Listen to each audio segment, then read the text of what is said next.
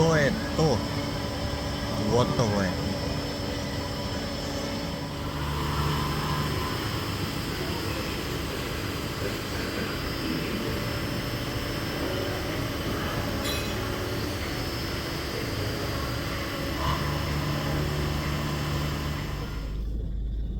Ljudi, gotovo je. Što se tiče ove firme i što se tiče ovog posla. Ljudi, zaključio sam, evo kao što ste vidjeli iz tih početnih kadrova, možda ste mogli zaključiti, možda niste mogli, ne znam ni ja, ali ja sam 15. januara dao otkaz. Evo danas je, koji je danas? Danas je 12. februar i ja završavam, znači imao sam jedan mjesec, znači mjesec dana sam imao otkaznog roka i danas je zadnji dan. Pošto 2 dana imam pravo godišnjeg odmora, znači od ove godine, prošle godine sam kao što znate iz prošlih videa, za prošlu godinu sam čitav odmor iskoristio, tako da za januar me pripada 2 dana i to ću sad uzeti, znači danas i sutra, četvrtak i petak, i neću više da radim. Neću više da radim, posvećujem se YouTube-u, jel? Šta mislite da stavim takav naslov? Neću više da radim, posvećujem se YouTube-u. Hoću da živim od YouTube-a, hoću da živim influencerski život, jel? Evo ljudi, na svu ovu moju muku i sa autom i sa svim, ja se smijem i zajebavam se. Ali eto, ajde, šta ćemo? Moramo se malo zezati, šta?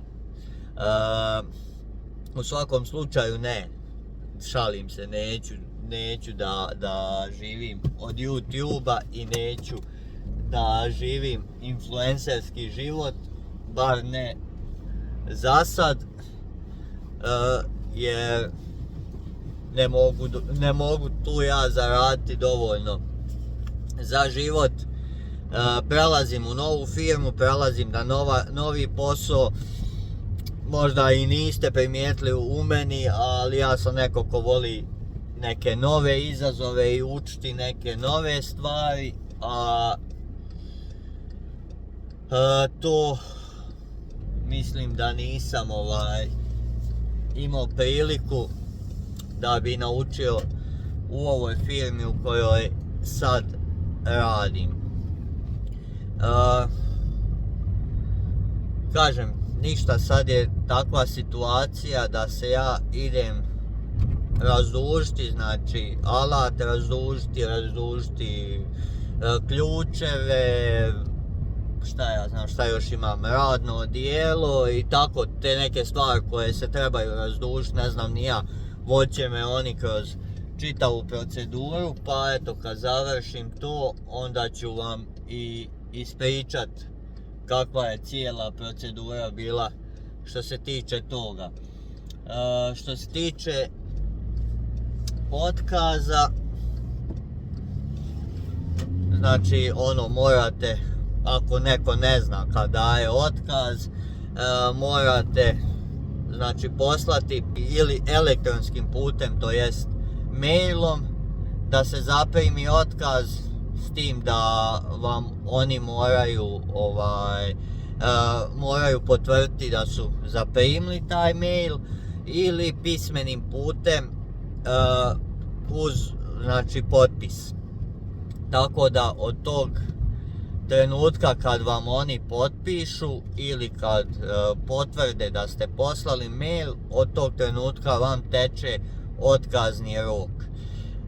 Šta još tu važno napomenuti?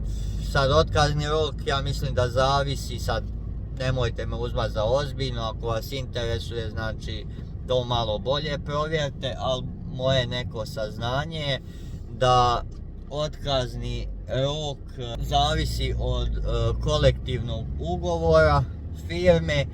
Znači ako ste manje od 1 godinu u firmi, Ja mislim da je tako po zakonu, ali kažem još jednom, nemojte me sad nešto za ozbiljno shvatiti, ali moje saznanje je to, ako ste manje od godinu dana u firmi, da vam je otkazni rok 15 dana, ili ako nemate stalni ugovor, a ako imate stalni ugovor i duže od 1 godine ste u firmi, otkazni rok vam je 30 dana.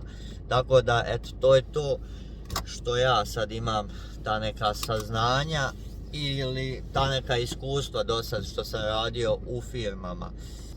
A ako šta još danas saznam važno, reću vam. Uglavnom, ja sad idem tamo do firme da se razdužim, da se pozdravim sa ljudima, pa onda se vidimo kad to sve završi.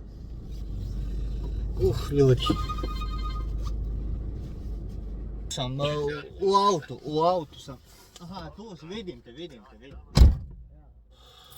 Ljudi, znate i sami, ne moram vam ponavljati 100 puta, da ja ne volim ovakve situacije. Da ne volim generalno, ne volim rastanke, ne volim jer sam ja tip osobe koja se dosta veže za ljude, veže se za prostor, a pogotovo za ljude, znači, i ovakav tip rastanaka ne volim, nikako ne volim. Ali dobro, ajde. Uglavnom sam završio sve što se tiče firme, razdužio sam se, razdužio sam alat, razdužio sam ovaj kamion da se iza mene uparkira. Razdužio sam alat, razdužio sam uniformu, razdužio sam sve što sam imao, ključeve i sve.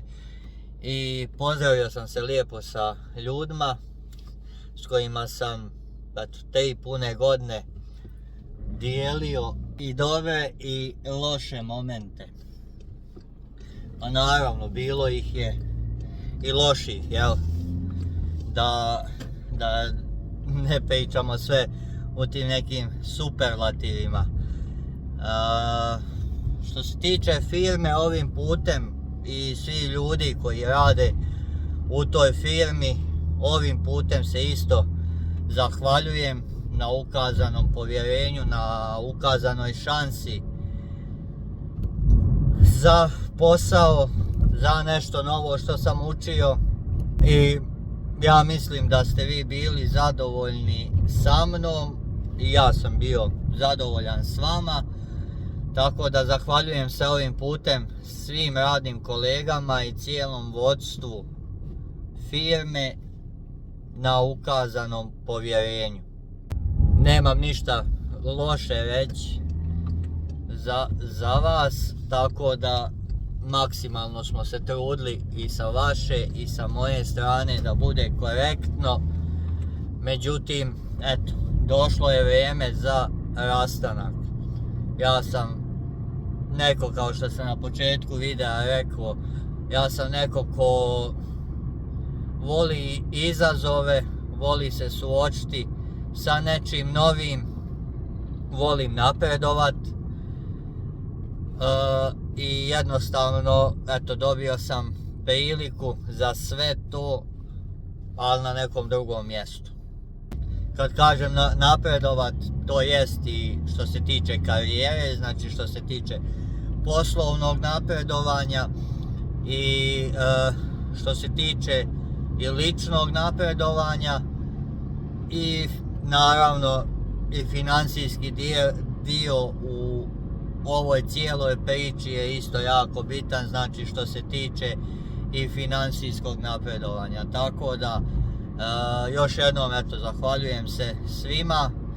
Bilo je i loših i dobrih trenutaka, sve smo to izgurali i pregurali, tako da nema razloga ni da ja nešto vama zamjeram, a također sa druge strane ni da vi meni nešto zamjerate. Sve je bilo korektno, pošteno, i tako da to je to.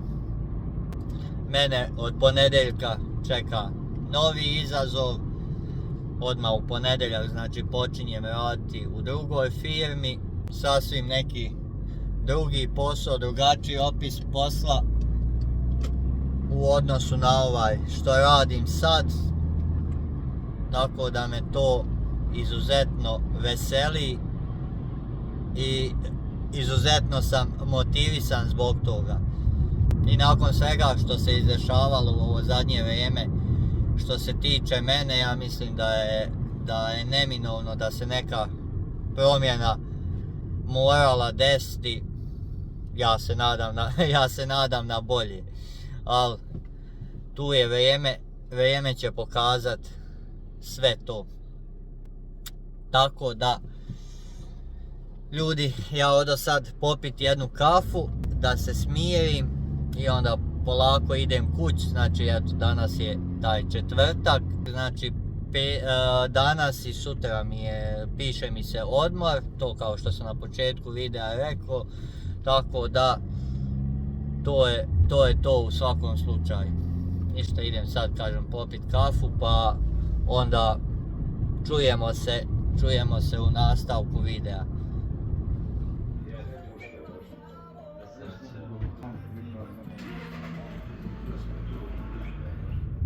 Ne znam, možda sam se u prvom dijelu videa malo ponavljao i malo sam zamuckivao. Međutim, ljudi, morate shvatiti, emocije su, kažem, ja sam neko ko se veže dosta za ljude, za prostor i to. Možda sam eto malo zamuckivao, ali to je ta neka iskrena reakcija, moja iskrena reakcija, tako da stvarno sam imao stvarno dobre radne kolege sam imao, nemam im šta zamjeriti. Nismo nikad imali nekih problema u sarađivanju i u dogovorima, uvijek se sve ispoštovalo. Pa i znate iz mojih prošlih videa da sam i govorio da ja izuzetno cijenim i poštujem i da volim ovu firmu u kojoj sam, iz koje sad idem. I tako će i ostati. Znači, eto, dok sam god tu, dok sam god u Sloveniji, uvijek će biti cijenjena sa moje strane, bez obzira na sve. A ovo što nam se putevi razilaze, to je sasvim normalno. To je u današnje vrijeme sasvim normalno. Što se tiče novog posla, novi posao je dogovoren, ja mislim i to da sam rekao u prvom dijelu videa, ali nemam pojma ni ja iskreno da vam kažem. Što se tiče, novi posao je dogovoren, znači odmah bez prekida počinjem u ponedjeljak raditi na novom poslu, neću imati prekida, tako da to je sređeno. Neki dogovor je u stvari na novom poslu da radim samo prvu smjenu, od 7 do 3 je radno vrijeme, znači u toj novoj firmi, tako da taj neki plan koji imam tu za društvene mreže, prije svega za YouTube, sa tim radnim vremenom ja mislim da ću imati više mogućnosti i više slobodnog vremena da se tu posvetim i društvenim mrežama, radu na društvenim mrežama. Jer i ovo je neka vrsta posla i neka vrsta rada, jel? Tako da to je neki, ajde recimo neki mini plan za neku budućnost, da se posvetim malo društvenim mrežama, pa ćemo vidjeti kako će to sve ići. Uglavnom, vjerovatno će više biti live-ova nego do sad, nego jednom sedmično. Vjerovatno ćemo gledat 2 puta live sedmično da odradimo. I što se tiče videa, imat ću i više vremena i za videe, tako da bar je to sad iz moje te neke perspektive. Ali kažem, o tom potom vidit ćemo. Prvo da se ja malo uštelim, što se kaže, jel priviknem na to novo radno vrijeme, priviknem da sam stalno prva smjena, jer kažem, ja imam eto 18 već godina radnog staža, već sam i zaboravio, ali napunio sam 18 godina radnog staža. 13 godina sam radio, više od 14 godina sam radio u 3 smjene. Sad ove 3 godine radio sam u 2 smjene. Sad idem, nadam se do penzije da radim. Joj, do penzije. Kakve i ja sve gluposti lupam, ali kažem, nadam se bar eto sad neko vrijeme, 3-4 godine da radim samo prvu smjenu. Tako je neki plan, pa ćemo vidjeti onda za dalje šta i kako. Ali uglavnom, ako ja nisam neko ko voli mijenjati poslove, ko voli mijenjati firme, ali ovako kad se pruži ovakva neka prilika, ko što sam ja sad dobio tu priliku, kad se pruži, bio bi glup da je propustim, jel tako? Posla se ne bojim, novih izazova se ne bojim i ovako gledajući ja mislim da nisam pogriješio i da sam donio dobru odluku. Tako da eto, više ne bi dužio ovaj video, uglavnom to je to. Stavite jedan like na ovaj video, zapratite kanal ako još niste, napišite mi u komentarima je li vama ovako neki čudan osjećaj kad napuštate firmu, kad dajete otkaz, pogotovo kad se pozdravljate na kraju sa radnim kolegama i kad ostavljate ih onako, kako bi ja to sad rekao, onako vidi se da nije jednostavno ni meni ni njima. Da li ste doživljavali takav osjećaj? Napišite mi, molim vas, i baš me interesuje to. Jer sam ja jedini koji ovako emotivno to sve proživljava. Sad me očekuje u ovih narednih par dana to da sređujem oko auta. Malo prije sam izvao jedan servis, rekli su mi da dovezem auto, da pogledaju i da mi reknu da li on to mogu odraditi ili ne. Pogledaju tu, kak se zove, zapisnik sa osiguranja, sa procjene štete, da pogledaju zapisnik pa da vide da li on to mogu odraditi ili ne. Tako da to me sad čeka vjerovatno sutra, a možda i danas jer rade do 4, pa možda vjerovatno odmah i danas odvezem do toga majstora auto, pa da pogledamo šta i kako. Tako da, hvala vam na gledanju, hvala vam na podršci. Sa moje strane ja mislim da je ovo neka pozitivna stvar, neka pozitivna promjena. Jest, možda je malo, možda sam ja malo tužan, ali bit ću ja dobro. Za sat, 2 vremena bit ću ja dobro. Naravno, sa radnim kolegama ću ostati u kontaktu. Ne, mislim sa svima sam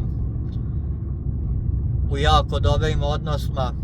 Tako da, što se tiče druženje će se nastaviti.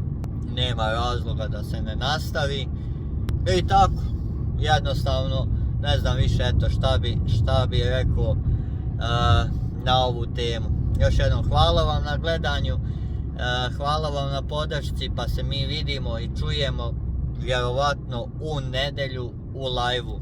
Prije nedjelje ne bi trebao biti ni jedan video, jer ko što sam i prije rekao, ne želim se nešto previše opterećavati da moram baš snimat sve i svašta i svaki dan. Tako da eto, to je to. Imat ćete izvještaj kako je i šta je sa autom i vidjet ćemo kako će mi u tom servisu i napraviti to auto, da li će biti to kako treba napravljeno, nadam se da hoće. I to, da više ne dužim. Ne znam, raspričao sam se, vjerovatno pola od ovog će biti izbrisano, ali eto, aj nekako mi je lakše sad da pričam s nekim, to jest da pričam u kameru, nego da šutim i da vozim sam. Ćao!